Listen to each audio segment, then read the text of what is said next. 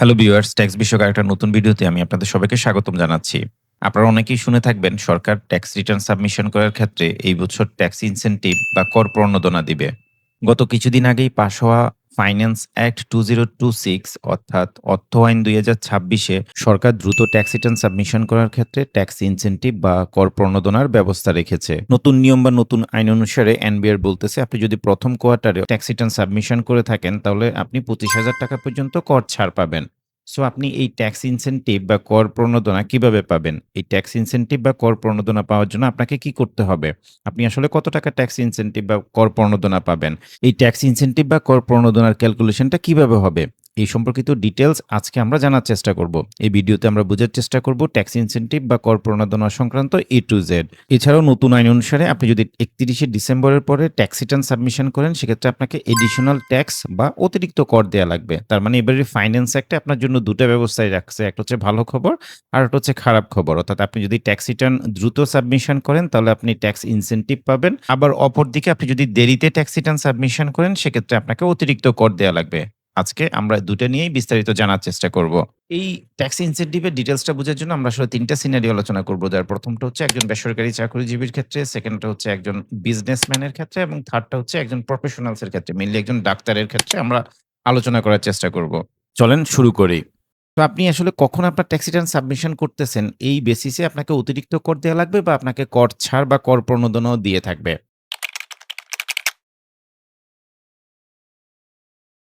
So একজন স্বাভাবিক ব্যক্তির ক্ষেত্রে কখন আপনি ট্যাক্স রিটার্নটা সাবমিশন করতে পারেন, এটাকে সরকার আসলে ৪ টা ক্যাটেগরিতে ভাগ করছে। মেইনলি আসলে সরকার ৪ টা কোয়ার্টার ঠিক করছে।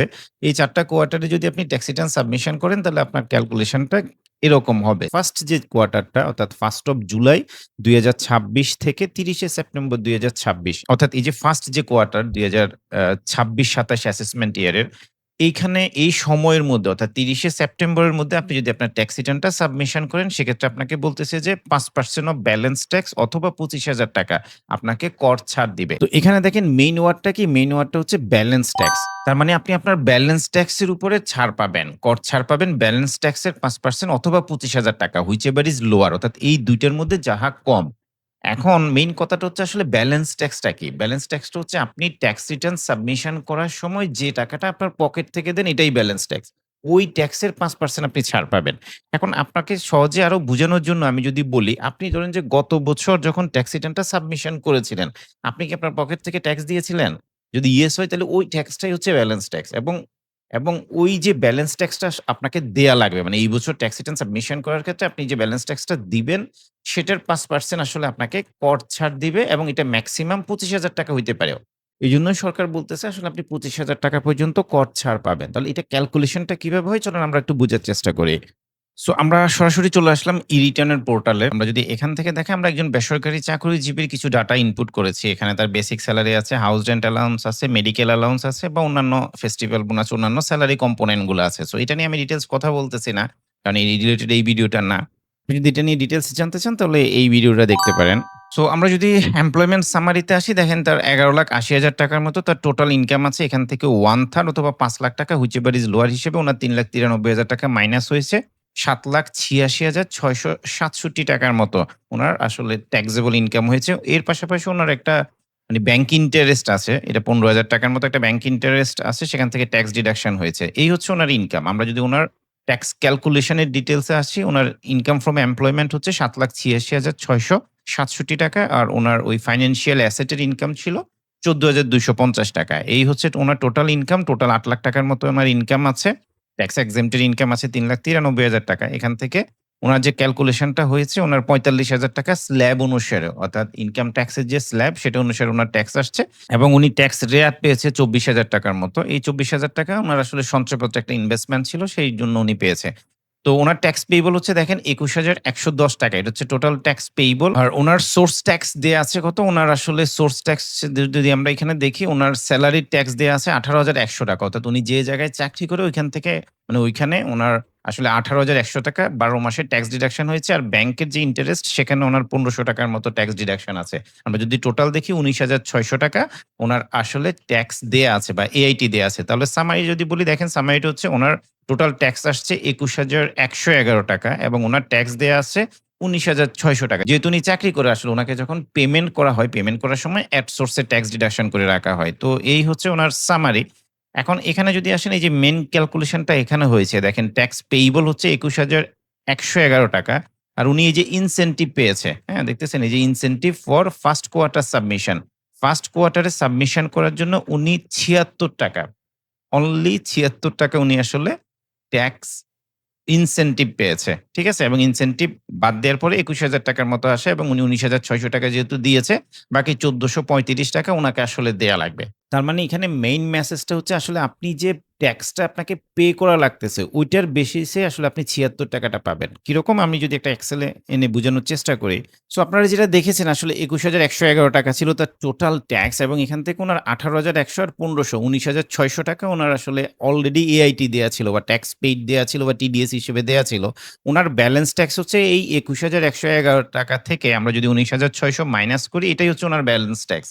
এই ৳১৫১১ র উপরেই ৫% অথবা ৳২৫,০০০, যেটা এই যে এটা রিটার্ন সাবমিটেড বাই ৩০শে সেপ্টেম্বর।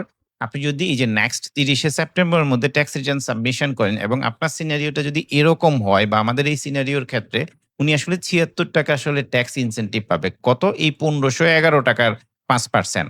কারণ নিয়মটা হচ্ছে ব্যালেন্স ট্যাক্সের ৫% অথবা মেক্সিমাম ২৫,০০০, এই ২ টার মধ্যে যেটা কম, তাহলে এটাই আসলে আপনি ট্যাক্স ছাড় পাবেন। তার মানে যার আসলে এট সোর্স এ ট্যাক্স দেয়া আছে অনেক টাকা এবং যার ব্যালেন্স ট্যাক্সের পেমেন্টটা কম, তার জন্য আসলে ট্যাক্স ইনসেনটিভ অ্যামাউন্টটা কমই হবে। অর্থাৎ আমরা দেখতেছি, আপনার যদি সাবস্ট্যানশিয়াল অ্যামাউন্ট আসলে ট্যাক্স হিসেবে পে করা থাকে এবং আপনার ব্যালেন্স ট্যাক্সের অ্যামাউন্ট যদি কম হয়, তাহলে আপনার ট্যাক্স ইনসেনটিভ এর অ্যামাউন্টটা আসলে কম হইতেই বাধ্য। এটাই হচ্ছে আসলে মেইন লার্নিং পয়েন্ট। এখন সেম জিনিসটাই যদি আমরা একজন বিজনেসম্যানের পার্সপেক্টিভ থেকে চিন্তা করি, ধরেন যে একজন বিজনেসম্যান, উনার একটা কাপড়ের দোকান আছে আমিন ফ্যাশন নামে। আমরা একটা জাস্ট কাল্পনিক নাম দিলাম। এখানে দেখেন তার আমরা সেলস চিন্তা করেছি ৳২৮,০০,০০০ র মতো। উনার সারা বছর ব্যাপী আসলে উনি বিক্রি করেছে। মানে ১২ মাসে উনার বিক্রি হচ্ছে ৳২৮,০০,০০০ র মতো এবং উনার কস্ট অফ প্রোডাকশন ৳২১,৫০,০০০ র মতো। অর্থাৎ ৳৬,৫০,০০০ উনার আসলে গ্রস প্রফিট হয়েছে। আমরা ৳১,৩০,০০০ ধরলাম। জাস্ট কাল্পনিক হিসেবে, এটা অনেক বেশি হইতে পারে। জাস্ট ধরে নিলাম আমরা, হ্যাঁ? তো তাহলে দেখেন তার টোটাল নেট প্রফিট হচ্ছে আপনার ৳৫,২০,০০০। এই লোকের ট্যাক্স ক্যালকুলেশনটা যদি আপনি দেখেন, উনার ৳৫,২০,০০০ হচ্ছে উনার বিজনেস থেকে ইনকাম এবং উনার ৳২৮,০০০ স্ল্যাবে ট্যাক্স আসে। উনিও ৳১৫,৬০০ র মতো একটা ট্যাক্স রেয়াত পেয়েছে, মানে ইনভেস্টমেন্ট ট্যাক্স রিবেট পেয়েছে এবং উনার টোটাল ক্যালকুলেশনটা যদি আমরা দেখি, উনার টোটাল পেয়েবল আসছে ৳২৮,০০০। উনার যেহেতু একটা কাপড়ের দোকান, উনার আসলে ট্যাক্স এট সোর্স এ ডিডাকশন হয় না। মানে উনি যাদের কাছে বিক্রি করে, তারা তার থেকে আসলে এট সোর্স এ ট্যাক্স ডিডাকশন করে না। তাহলে এই ক্ষেত্রে আমরা যদি দেখি, আসলে উনার ট্যাক্স পেয়েবল আসতেছে ৳২৮,০০০, হ্যাঁ? কিন্তু উনি কোন ধরনের ট্যাক্স ইনসেনটিভ পাচ্ছে না। কেন পাচ্ছে না? কেন পাচ্ছে না? কারণ এটা আসলে মিনিমাম ট্যাক্স। মানে আমাদের দেশের নতুন যে আইন, এবার ফাইন্যান্স অ্যাক্টে যে ১৬৩ সেকশনে আসলে একটা চেঞ্জ আসছে। যে এখানে চেঞ্জেসটা হচ্ছে, আসলে আপনি যদি আপনার যদি ব্যবসায়ী ইনকাম থাকে, সেক্ষেত্রে আপনার যে টার্নওভার, ওই টার্নওভারের 1% আসলে আপনাকে মিনিমাম ট্যাক্স দেয়া লাগবে। তো এই লোকের ক্ষেত্রে যেটা হইছে, আপনি যদি এই যে এখানে দেখেন, এই যে টার্নওভার ট্যাক্স যেটা ১৬৩ অনুসারে উনার ৳২৮,০০০ ট্যাক্স আসছে। কেন? ওই যে ২৮,০০,০০০ এর 1% হিসেবে। এই ৳২৮,০০০ আসলে উনাকে দেয়াই লাগবে। এখান থেকে আসলে ট্যাক্স ইনসেনটিভ উনি পাবে না। তো এটা আসলে একটা টেকনিক্যাল ব্যাপার। মানে আমি যখন বিজনেস ইনকাম নিয়ে ডিটেইলস কথা বলব, নতুন ভিডিও দেওয়ার চেষ্টা করব। মানে সেখানে আমরা এটা নিয়ে কথা বলব না। আসলে মিনিমাম ট্যাক্সটা একজন বিজনেসম্যানকে কিভাবে ইমপ্যাক্ট মানে ফেলবে। তো এটা আসলে একজন ছোটখাটো বিজনেসম্যানের জন্য এটা আসলে বড় একটা ইমপ্যাক্ট।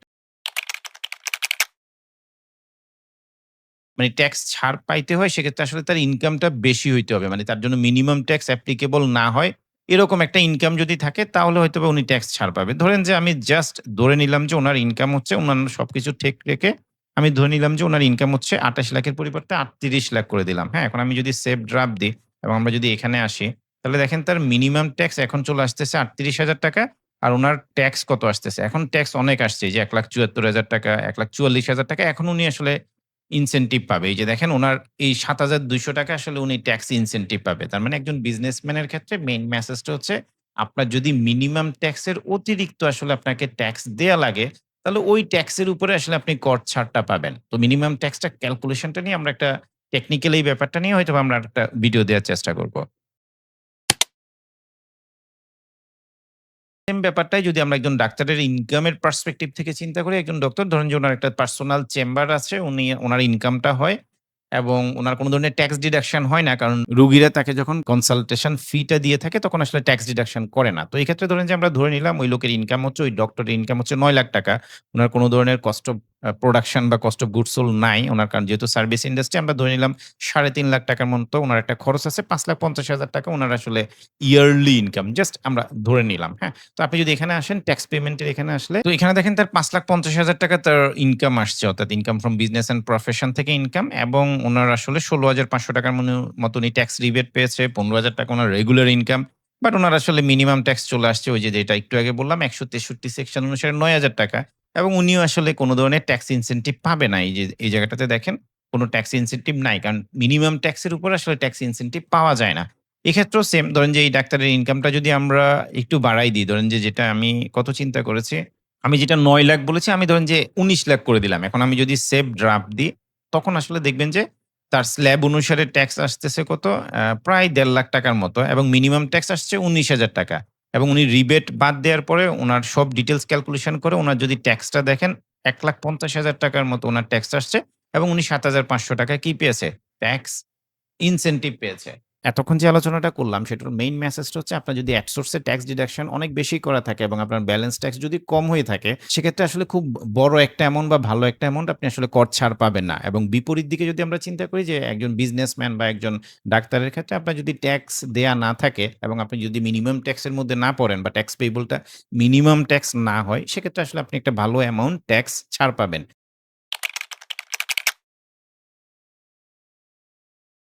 সো এতক্ষণ আমরা আলোচনা করেছি আপনি যদি ফার্স্ট কোয়ার্টারে ট্যাক্স রিটার্ন সাবমিশন করেন সেক্ষেত্রে আসলে ট্যাক্স ইনসেনটিভ আপনি পাবেন। আর সেকেন্ড কোয়ার্টার যেটা সরকার বলতেছে যে আপনি যদি 1st অক্টোবর থেকে 31শে ডিসেম্বরের মধ্যে ট্যাক্স রিটার্ন সাবমিশন করেন তাহলে সরকার আপনাকে কোনো ইনসেনটিভ দিবে না এবং আপনার থেকে কোনো এডিশনাল ট্যাক্সও নিবে না। অর্থাৎ এইটা হচ্ছে একদম ফ্রি জোনের মতো। আপনি ইনসেনটিভও পাবেন না বাট এডিশনাল ট্যাক্সও দেয়া লাগবে না।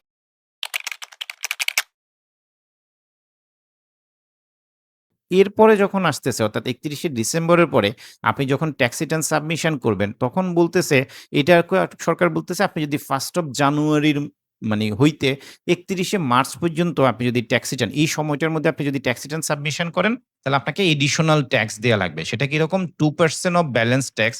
এই যে একটু আগে যে ব্যালেন্স ট্যাক্সটা দেখেছেন সেটা 2% অথবা ৳৩,০০০ হুইচএভার ইস হায়ার আপনাকে আসলে পে করা লাগবে। তার মানে জিনিসটা এরকম দাঁড়াচ্ছে তখন কিন্তু হুইচএভার ইস হায়ার। আপনারা যদি সিনারিও 1 এ দেখছেন, সেখানে ছিল হুইচএভার ইস লোয়ার। বাট এখানে এসে হুইচএভার ইস হায়ার। যেটা বেশি অ্যামাউন্ট সেটাই কিন্তু আপনাকে পে করা লাগবে।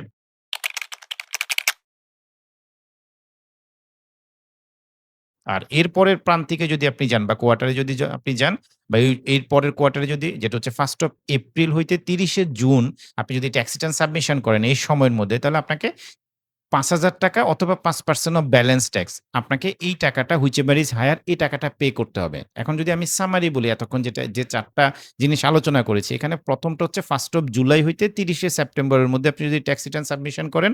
2nd টা হচ্ছে 1st অফ অক্টোবর থেকে ৩১শে ডিসেম্বর। এরপরেরটা 1st অফ জানুয়ারি থেকে ৩১শে মার্চ অ্যান্ড দেন হচ্ছে ১ তারিখ থেকে মানে 1st এপ্রিল থেকে ৩০শে জুন পর্যন্ত।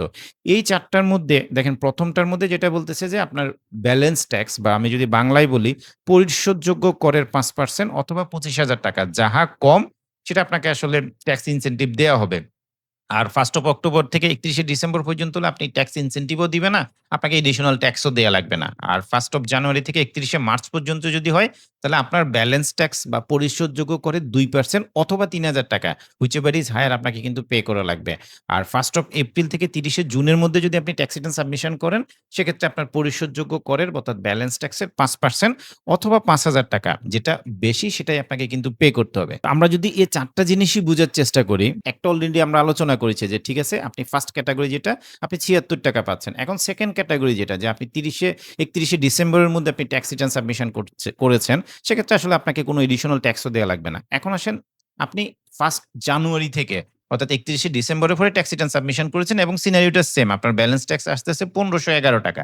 এই ক্ষেত্রে আমরা যেটা জানলাম যে আপনার 2% অর্থাৎ 2% অফ ব্যালেন্স ট্যাক্স যেটা মাত্র ৳৩০ হয় এবং মেক্সিমাম লিমিট কিন্তু ৳৩,০০০। তখন কিন্তু আপনাকে ৳৩,০০০ কিন্তু ট্যাক্স দেয়া লাগবে। মানে এডিশনাল ট্যাক্স দেয়া লাগবে। খেয়াল করেন আপনি যদি ৩১শে ডিসেম্বরের পরে ট্যাক্স রিটার্ন সাবমিশন করতে যান, সেক্ষেত্রে কিন্তু আপনার ৳৩,০০০ ট্যাক্স এডিশনাল চলে আসবে। সো আপনার এখনই প্ল্যান করা উচিত এটা কোনোভাবেই ৩১শে ডিসেম্বরের পরে যাওয়া উচিত না। এই লোকের ক্ষেত্রে দেখেন উনার ব্যালেন্স ট্যাক্স আসে মাত্র মানে ব্যালেন্স ট্যাক্সের 2% মাত্র ৳৩০ আসে। কিন্তু উনার এডিশনাল ট্যাক্স দেয়া লাগবে ৳৩,০০০ যে আপনার কোনোভাবেই আসলে ৩১শে ডিসেম্বরের পরে আপনার ট্যাক্স রিটার্ন সাবমিশন করা উচিত না। তাহলে কি হবে? আপনার ট্যাক্স না আসলেও আপনাকে ৳৩,০০০ এডিশনাল ট্যাক্স দেয়া লাগবে। তো ট্যাক্স পেয়ার এর পার্সপেক্টিভ থেকে আপনার পার্সপেক্টিভ থেকে এটা একটা অ্যালার্মিং মেসেজ আপনাকে অবশ্যই এর আগেই ট্যাক্স রিটার্নটা সাবমিশন করতে হবে। এবং আপনি যদি সে 31st মার্চের পরে দিতে চান তখন কিন্তু এটা ৫,০০০ হয়ে যাবে। কেন? এই লোকের দেখেন ব্যালেন্স ট্যাক্সের ৫% মাত্র ৳৭৬ আসছে। কিন্তু তাকে ৳৫,০০০ দেয়া লাগবে। যেহেতু আইনটা হচ্ছে হুইচএভার ইস হায়ার আপনাকে হায়ার অংশটাই কিন্তু দেয়া লাগবে। তার মানে আপনি মানে যেটা আমি বারবার বলার চেষ্টা করতেছি, আপনি ৩১শে ডিসেম্বরের মধ্যেই ট্যাক্স রিটার্নটা সাবমিশন করার চেষ্টা করবেন। যদি আপনি ৩০শে সেপ্টেম্বরের মধ্যে দিতে পারেন তাহলে তো ভালো। অল্প হইলেও একটা ইনসেনটিভ পাবেন। বাট কোনোভাবেই এটা ৩১শে ডিসেম্বরের পরে যাওয়া উচিত না। সো এক্ষেত্রে একটা ব্যতিক্রম আছে। যিনি এর আগে কোনোদিনও ট্যাক্স রিটার্ন সাবমিশন করেন নাই। যিনি একদম নতুন ফ্রেশ উনি ট্যাক্স রিটার্ন সাবমিশন করবে। তার ক্ষেত্রে আবার নিয়মটা হচ্ছে আপনি ৩০শে জুনের মধ্যেই ট্যাক্স রিটার্নটা জমা দিতে পারেন। সেক্ষেত্রে আপনার এডিশনাল ট্যাক্স আসবে না। মানে ধরেন যে এর আগে কেউ কোনোদিন ট্যাক্স রিটার্ন জমা দেয় নাই। আজকে মানে এই বছর জীবনে ফার্স্ট টাইম উনি ট্যাক্স রিটার্ন জমা দিচ্ছে। এক্ষেত্রে উনি ৩০শে জুনের মানে ৩০শে জুন পর্যন্ত ট্যাক্স রিটার্ন জমা দেওয়াটা তার টাইমলাইন আছে কোনো ধরনের অতিরিক্ত কর দেয়া ছাড়া। ঠিক আছে? আরেকটা মানে আইন হচ্ছে এরকম যদি সরকারি ছুটির দিন হয়, মানে এই যে ডেডলাইন গুলো আমরা আলোচনা করেছি, এটা যদি সরকারি ছুটির দিন হয়, মানে এর পরবর্তী কর্মদিবসে যদি আপনি ট্যাক্স রিটার্নটা সাবমিশন করেন, এক্ষেত্রে ওই বেনিফিটটা আপনি পাবেন। সো আমরা চেষ্টা করেছি ট্যাক্স ইনসেনটিভ বা এডিশনাল ট্যাক্সের লটা আপনাদের সাথে শেয়ার করার জন্য। সো আসলে আপনি কখন ট্যাক্স রিটার্ন সাবমিশন করবেন, এটা আসলে আপনার ঠিক করা উচিত। তো আমরা যেটা বলব সেটা হচ্ছে আপনি আপনার যদি আসলে ব্যালেন্স ট্যাক্স খুব বড় অ্যামাউন্ট হয় তাহলে সেক্ষেত্রে আসলে আপনার ৩০শে সেপ্টেম্বরের মধ্যেই ট্যাক্স রিটার্ন সাবমিশন করা উচিত। সেক্ষেত্রে আপনি একটা ভালো অ্যামাউন্ট ট্যাক্স ইনসেনটিভ পাবেন। বাট এটার থেকেও মেইন ইম্পোর্টেন্ট মেসেজ হচ্ছে কখনোই আপনার ওইভাবে প্ল্যান করা উচিত না যে ৩১শে ডিসেম্বরের পরেই আপনি ট্যাক্স রিটার্ন সাবমিশন করতেছেন। কারণ আপনারা দেখেছেন এই ক্ষেত্রে আপনাদের আসলে অতিরিক্ত ট্যাক্স দেয়া লাগবে। আপনার পেয়েবল যাই হোক না কেন। আশা করি ট্যাক্স ইনসেনটিভ বা এডিশনাল ট্যাক্স নিয়ে আপনারা অনেক কিছু জানতে পেরেছেন। এরপরেও আপনাদের যদি কোন কোয়েশ্চেন থাকে আপনারা কোয়েশ্চেন রেইজ করতে পারেন। ধন্যবাদ আপনাদের সবাইকে। ভালো থাকবেন।